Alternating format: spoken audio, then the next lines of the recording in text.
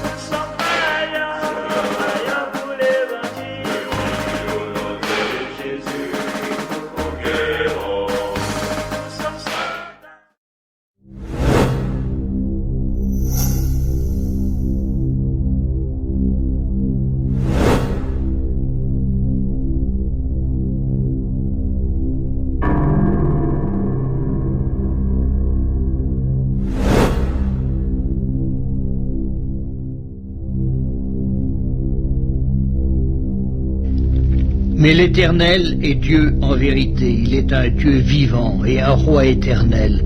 La terre tremble devant sa colère et les nations ne supportent pas sa fureur. Vous leur parlerez ainsi.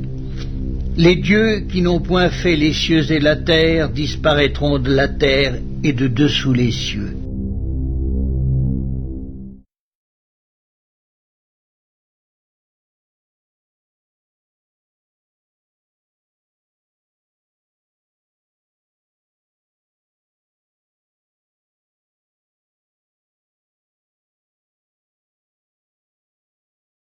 Il y a un nombre grandissant de personnes qui sont devenues des chrétiens paresseux en Occident. Qu'est-ce que la paresse chrétienne? Le chrétien paresseux est celui qui ne veut pas travailler, prier, apprendre, être utilisé, chercher, tenir ferme, agir, travailler, de quelque manière qu'il soit. Permettez-moi de vous montrer cette animation sur la paresse chrétienne.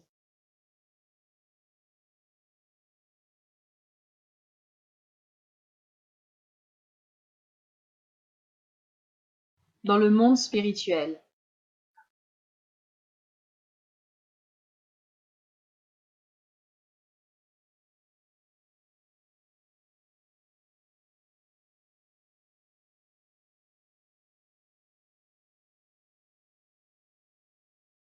le char du Saint-Esprit.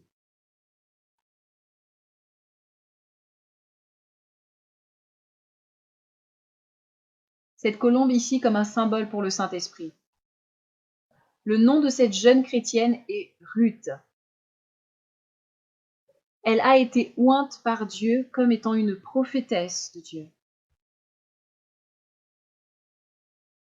Elle conduit un char sur le chemin de la lumière de la vie éternelle.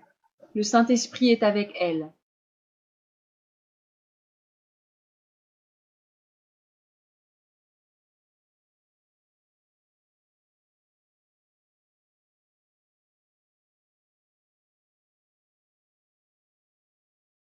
Aidez-moi, s'il vous plaît, aidez-moi. Arrêtez-vous, je suis chrétienne, arrêtez-vous.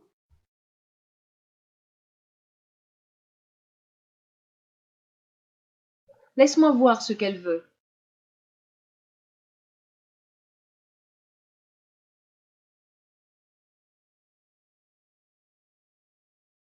Bonjour, comment puis-je t'aider? Hé, sœur, aide-moi, j'ai besoin de ton aide. Je ne sais pas comment prier.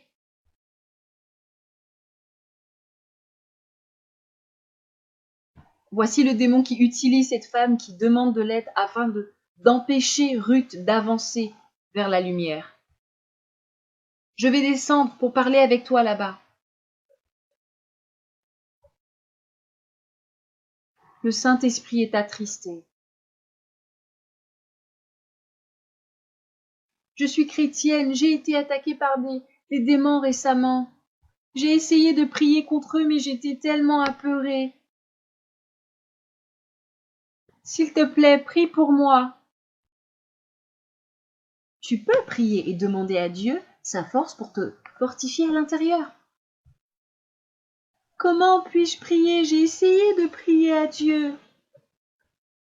Peux-tu m'aider, s'il te plaît? Oui, je peux t'aider. Dieu soit loué, c'est lui qui t'utilise. Je lutte avec le manque de foi. Enseigne-moi comment prier, enseigne-moi comment lire la Bible chaque jour. Enseigne-moi comment recevoir le Saint-Esprit, enseigne-moi comment entendre la voix de Dieu. Pourrais-tu prier Dieu afin qu'il me parle? Je veux entendre sa belle voix. S'il te plaît, enseigne-moi. Je ferai de mon mieux. Oui, je t'aiderai. Oui, c'est insensé à laisser le Saint-Esprit au moins. Les ténèbres ont commencé à envahir la vie de Ruth.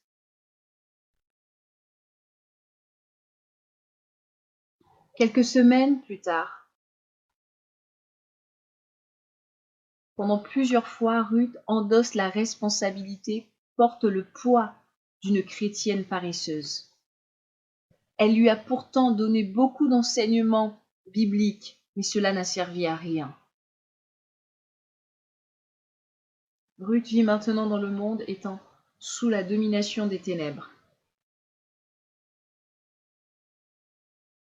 Est-ce que tu comprends comment marcher dans le chemin vers la lumière de la vie éternelle?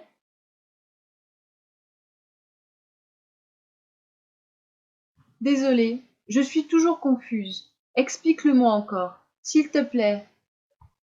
Je veux que tu m'enseignes encore et encore. Comment se passent tes moments de prière? Est-ce que Dieu a répondu à ta requête, à ta demande? Non, je me demande bien pourquoi. Il n'a pas répondu à ma prière. J'ai peur, je ne veux pas être seule. Enseigne-moi plus, s'il te plaît, et je dépendrai de toi. Oui, je le ferai.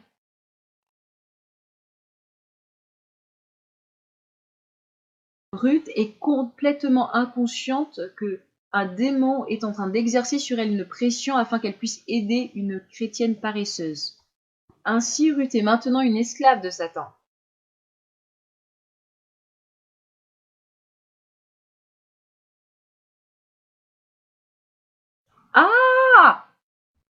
Qu'est-ce que...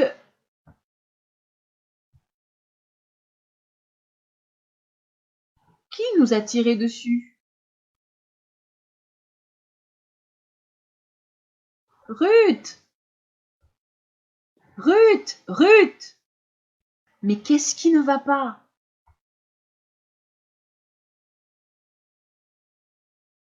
Mais qu'est-ce que tu es en train de faire? Regarde-toi. Salut Donald, comment vas-tu? Contente de te revoir. Est-ce que tu vas bien? Oui. Non. Pourquoi la portes-tu sur tes épaules? Pourquoi as-tu attristé le Saint-Esprit?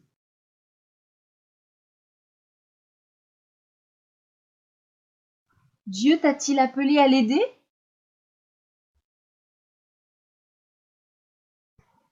Excusez-moi, Ruth m'a dit, elle était d'accord pour m'aider pour toute chose. Va-t'en loin d'ici, chrétienne paresseuse.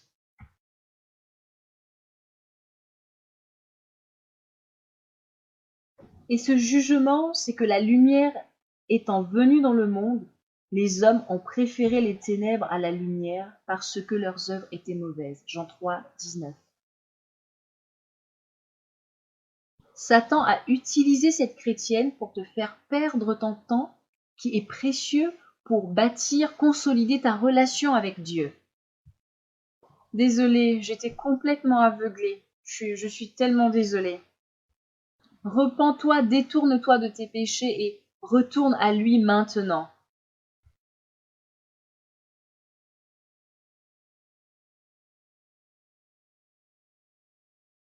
Ruth se repent de ses péchés et revient à Dieu, de sorte que ses péchés puissent être effacés. Dieu accepte sa demande de pardon pour avoir abandonné, pour s'être détourné du Saint-Esprit. La communion avec le Saint-Esprit et le feu sont de nouveau son partage.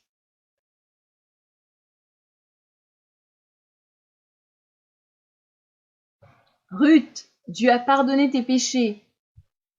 Le char du Saint-Esprit revient vers toi. Merci, merci, je t'aime tant, mon Saint-Esprit. Dieu te met en garde pour l'avenir. Il y a beaucoup de gens qui viennent vers toi et qui te demandent de l'aide pour leurs besoins. Ne fais pas attention à eux. Et ne laisse aucun chrétien paresseux qui pleure afin que tu puisses l'aider te voler ton temps. Car ils veulent voler ton temps dans ta relation avec lui, avec Dieu. Car il est un Dieu jaloux. Vraiment? Oh, désolé. Dans tous les cas, il t'aime énormément. Certaines personnes veulent que je les aide à chercher Dieu.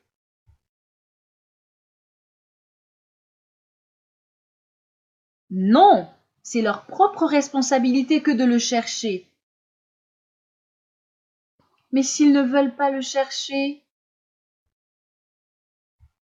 ils seront jugés pour leur péché de paresse et jetés dans le lac de feu.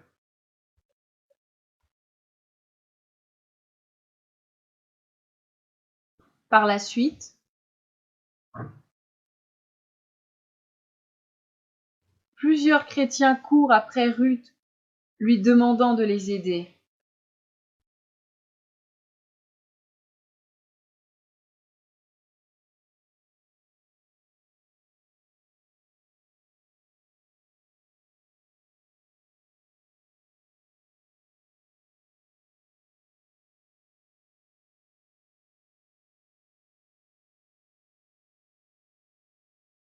Beaucoup de chrétiens ont commis l'erreur de porter le poids des chrétiens paresseux.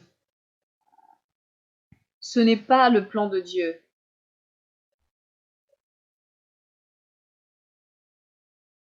Ruth continue de conduire le char sur le chemin en direction de la lumière de la vie éternelle et le Saint-Esprit est avec elle.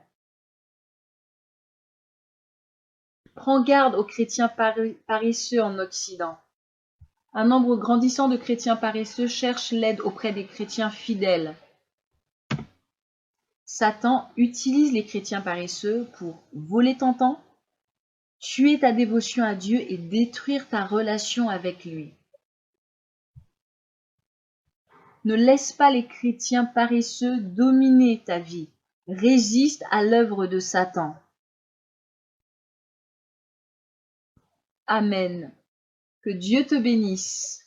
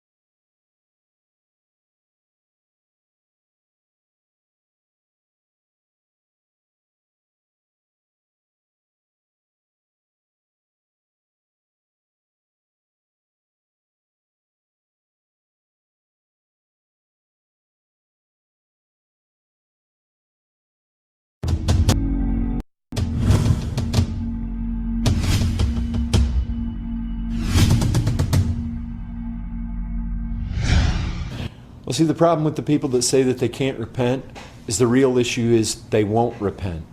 Yeah. Again, you know what? If don't even cater and coddle people that say, I can't repent. Because again, you know what they've done? They've shifted the blame. You know what they're effectually saying? I want to repent if I could. I have a will to repent. I have a desire to repent. And I would if God would let me. He's the problem. He's not letting me repent. I would. My intention's good. God is bad.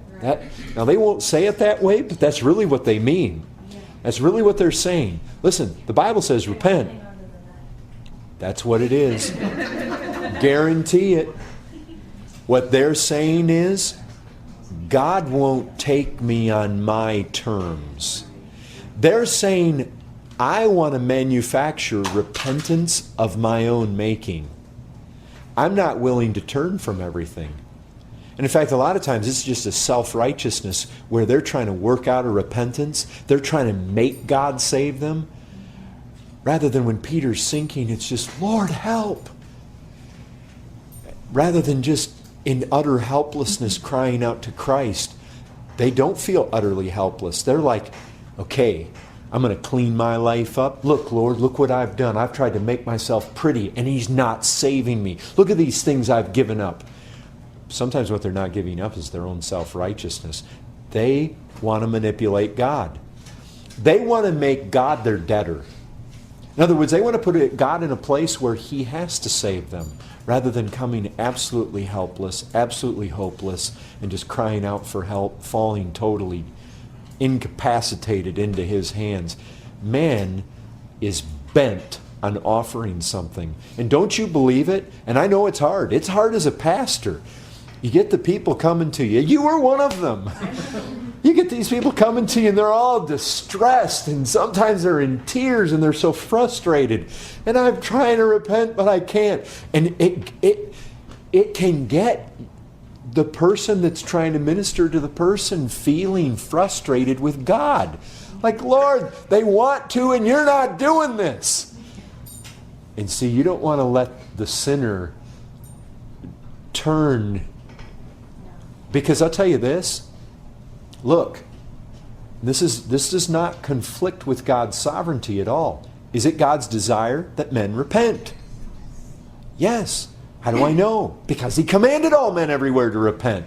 If he commanded them everywhere to repent, then it's his desire that they repent. And the fact is, I mean, what can I say to the sinner? I repented, so it's possible. I want you to repent. God commands you to repent. He wants you to repent. Jesus Christ came preaching, repent. He wants you to repent. And the Spirit of God inspired the Word over and over. It says repent. Certainly He wants you to repent. I mean, the fact is, the Trinity calls upon man to repent. I'm calling upon you to repent. Many people here have repented. And you're telling me you can't. Well, what I'm telling you is you won't. The real problem is the sinner won't. And I guarantee you every single time you can trace it back to self-righteousness. Always. Always.